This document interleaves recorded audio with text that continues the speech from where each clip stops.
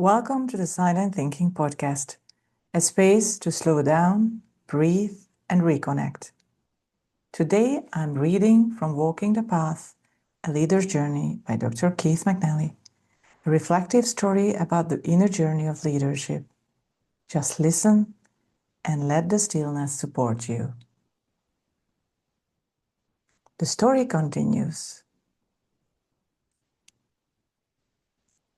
They were a few days into the journey, and the deer path was easier to traverse than initially anticipated. Though the path was clearly marked, the lack of animals on the trail made John question his instincts. Still, they were making good time, and they maintained a steady westerly direction. The temperature in the air dropped as they rose in elevation. All things considered, John was pleased with the progress. The companions stopped to rest and eat. "There is something I'm not so sure about," John said, looking at Penny. "You've been out of school for what? Almost a year now? But you never mentioned anything about work." "John," Liz said, "this is not a good subject." "No," Penny said, looking at Liz. "It's fine. He might as well know." She turned to John. "You should have a better idea of my situation. I've had 5 jobs in the past year. You know why?" John shrugged his shoulders. "Because of this," Penny said, holding up her left hand. "I don't understand," John said. "I can get a job in town," Penny started. "So my mom finds me work. Mostly, she will ask friends if I can do any cleaning or cooking for them. Usually, things are good for a while. That is until a family member or someone complains about my hand. Then they tell my mom not to send me back." "How do you know it has anything to do with your hand?" John asked. "After the second time," Penny said, "I had my suspicions. After the third time, I asked my mom directly. From that point on, I tried to keep my hand hidden from people, but most tasks, like cooking and cleaning, require both hands. At some point, someone's going to notice." "I'm sorry," John said. "I didn't realize." "I guess it's okay," Penny said. "I try not to take it personally. But how can I? It's my hand. Despite it looking weird, I can still do things with it. I learned to adapt." John smiled. "Great. You're going to put that hand to good use." Meanwhile, back in the valley, Julie felt left behind, or worse, she felt that something was dreadfully wrong. Her friends were gone without a trace. The town was still a little shocked that 3 of their youth had vanished and could not be found anywhere. Foul play was hinted too, but thought unlikely. That was not the type of thing that happened in this area. There was a search all over the lake. Some thought they may have drowned. John was not a good swimmer, so he avoided going into the lake. But you never know, kids will be kids. John's father maintained contact with the local police several times a day. With each passing day, nothing new was heard. They did send search parties into the immediate area of the surrounding forests. However, none dared to traverse too far. No one dared that. The authorities were quite certain that 3 young people from the valley would not go walking into the woods. But a dog and one of Jose's horses were also missing. No one could connect the dots as to why people and animals went missing.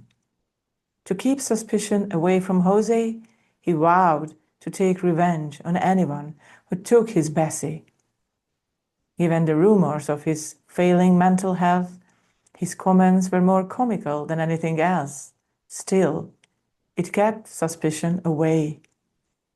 But Julie suspected that Jose knew something. From talks with Liz and Penny, she knew about John. Jose's name was mentioned every once in a while. Besides, she had no other inclinations. A few days into the disappearances of her friends, she decided to have a visit with Jose. Julie declined a cup of tea as Jose indulged himself. "You know something, don't you?" Julie asked. She looked sternly into Jose's eyes. Jose did not look away. "What do you want me to say?" Jose asked. "That you know where my friends are," Julie stated. "I do not," Jose countered, which according to his own logic was completely true. "Why do I not believe you?" Julie asked.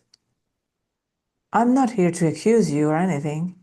I don't think you did anything to harm anyone. But John is gone. My two closest friends are gone. Their dog is gone, and your horse is gone. Don't you think that's a little too weird? Too coincidental?" "It seems strange, yes," Jose said, "but I'm afraid there's nothing I can do about it." "What if I told you I had a dream?" Julie asked. "And in that dream, something very horrible happens to Penny and Liz." "Do you believe in dreams?" Jose asked. "No," Julie said, "and that's why I'm paying attention to this one. It was clear, all too clear, and it was peculiar too." "What do you mean peculiar?" Jose asked. "I will tell you what I saw in my dream," Julie said. "I saw Penny drown in a river, and the river was in the mountains." Jose stared into Julie's eyes. "Do I have your full attention now?" Julie stated. "You know where they are? And I believe they are in trouble. You may not be at fault, but I know you care about these three people. John was your close friend. If they are in trouble, then I want to go help them." Jose continued to stare into Julie's eyes. He did not move, but assessed her demeanor. He felt that all she said was true, that she believed their friends were in grave danger. He knew that the level of danger was high. The whole adventure was fraught with risk. "Are you going to do something?" Julie asked impatiently. "We are going to do something," Jose said. Julie's stare turned into a smile. "I know where they're going," Jose said. "And yes, they're traveling in the direction of the river from the mountain. I doubt they have made it that far, for the trip up the mountain is long and full of dangers. If you believe in your dream, then I cannot deny you your belief. It may only be a dream. However, if it is not, then we must not hesitate to help or save them." "Then what should we do?" Julie asked. "We must follow them," Jose said. "Great, let's go," Julie said. "We cannot leave at this very moment," Jose said. "We must pack. The path up the mountain is dangerous. We will need food and supplies." "We need to leave now," Julie said angrily. "I understand," Jose said, "but to help, we must be able to help. We cannot help if we are hurt or dead in the attempt." "Then when can we go?" Julie asked. "I can be ready in 2 days," Jose said. 2 days, Julie screamed. "It will take 2 days to prepare everything," Jose said, "and you will need to be ready yourself." Jose spoke in calm but direct words what he needed Julie to do. With everything explained, Julie agreed to not speak of this to anyone. She then agreed to meet Jose at sunset at a specific meeting point at the edge of the valley to the north. Thank you for sharing this quiet moment with me.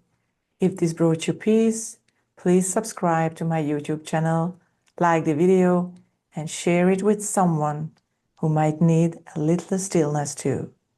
Until next time, keep listening inward.